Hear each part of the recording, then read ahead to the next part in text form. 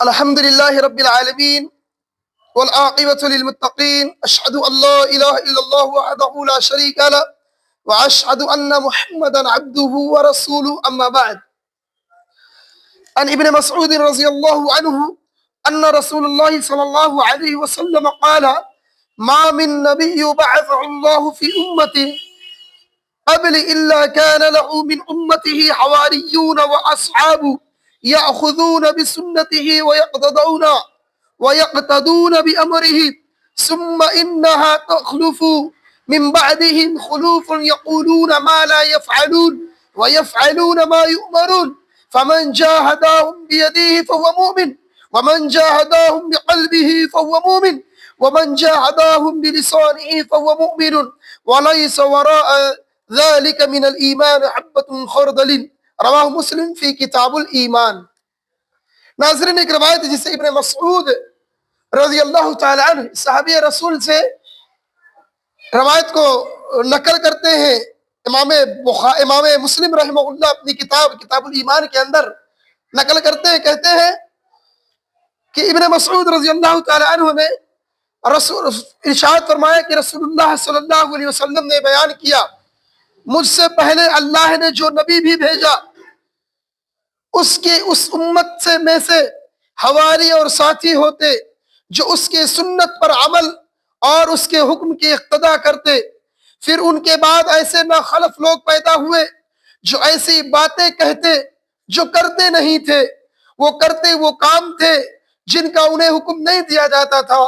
بس جو شخص ان سے دل کے ساتھ جہاد کرے گا وہ مومن ہے، جو ان سے اپنی زبان سے جہاد کرے گا وہ مومن ہے، جو ان کے علاوہ رائی کے دانے کے برابر بھی ایمان کا درجہ نہیں، یعنی جو ان کو اپنے دل کے اندر غلط نہ تصور کرے، ان کے دلوں کے اندر ایمان کے رائی کے درجے کے برابر بھی ایمان باقی نہیں رہے گا. ناظرین، اس روایت کے اندر جو باتیں ہمیں پتہ چلتی ہیں وہ یہ ہے کہ ایک مسلمان کی ذمہ داری میں یہ ہے کہ مسلمان کی ایمان کی کسوٹی، ایمان کی پہچان، ایمان کی شناخت، ایمان کی شان بندے مومن کے لیے یہ ہے کہ جب وہ برائیوں کو دیکھے تو اسے منع کرے. لہذا برائی کو منع کرنے کی صفت کس کے اندر پائی گئی؟ امت محمدیہ کے اندر. یہ خصوصیت رب کریم نے امت محمدیہ کے مخصوص لوگوں کو دیا ہے. وہ جماعت جو حق پر رہے اور اللہ اور اس کے رسول جناب محمد رسول اللہ صلی اللہ علیہ وسلم کی اتباع کرتے ہوئے لوگوں کو برائیوں سے روکتی ہے،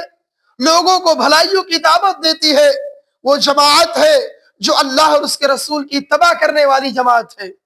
اس کے اندر ایک چیز اور بتائی گئی کہ آدمی وہ بات کرے جس پر وہ خود عمل کرتا ہو. یعنی ایک آدمی ایسا ہے جو نماز نہیں پڑھتا، بے نمازی ہے، اب وہ کسی بے نمازی کو جا کر نصیحت کرے گا تو اس کی بات میں کوئی اثر نہیں ہوگا. آپ وہی کام کرو جو خود عمل کرتے ہو، دین کا ہو، دنیاوی معاملات ہو. دینی معاملات میں اگر ایک اہل علم ہے،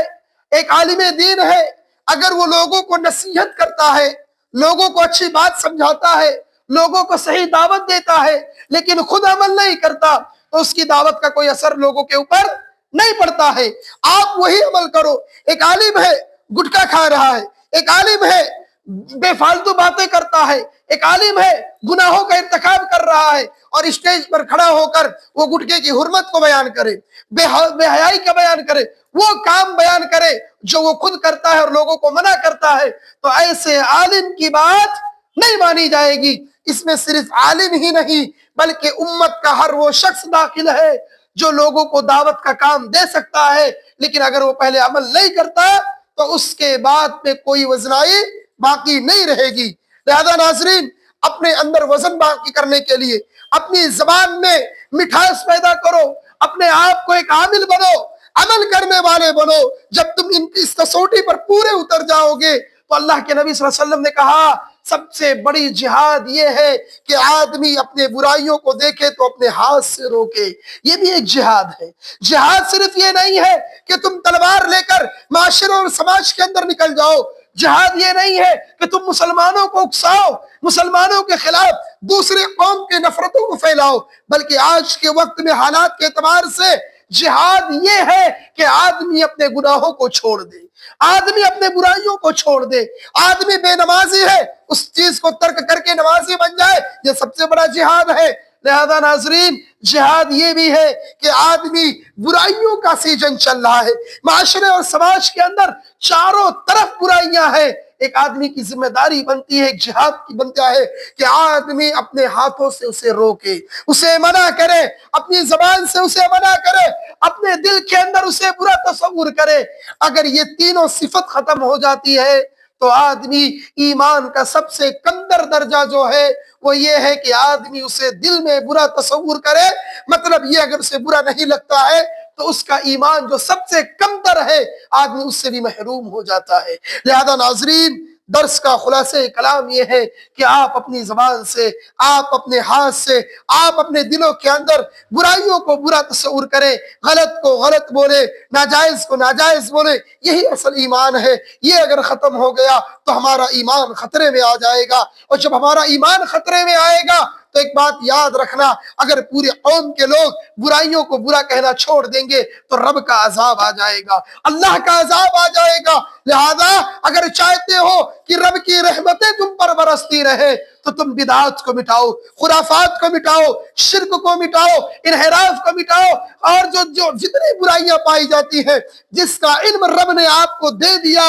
اگرچہ آپ اسے آنکھوں سے دیکھیں نہ دیکھیں، اگر آپ کے پاس یہ بات پہنچ چکی ہے کہ یہ آدمی فلاں شخص غلط کر رہا ہے تو آپ کی اول ذمہ داری بنتی ہے کہ آپ اسے روکنے کی کوشش کریں، جو جیسا استطاعت رکھتا ہے، جو جیسی حیثیت رکھتا ہے۔ اللہ سے دعا ہے کہ رب کریم ہمیں اسلام کی جو شناخت ہے، اسلام کی جو کسوٹی ہے، برائیوں سے روکنے اور بھلائیوں پر عمل کرانے کی، اے اللہ ہمیں کما حقہ اس کسوٹی پر عمل کرنے کی توفیق عطا فرما۔ اے اللہ ہمارے ذریعے سے لوگوں کو برائیوں سے روکنے کی توفیق عطا فرما۔ اے اللہ ہمیں زیادہ سے زیادہ خود عمل کرنے کی اور لوگوں کو دین کی دعوت دینے کی، لوگوں کو بہترین تعلیمات کی طرف بلانے کی توفیق عطا فرما۔ اے اللہ ہمارے گناہوں کو معاف کر دے، آمین، تقبل یا رب العالمین۔ سبحانک اللہم و بحمدک، اشہد ان لا الہ الا انت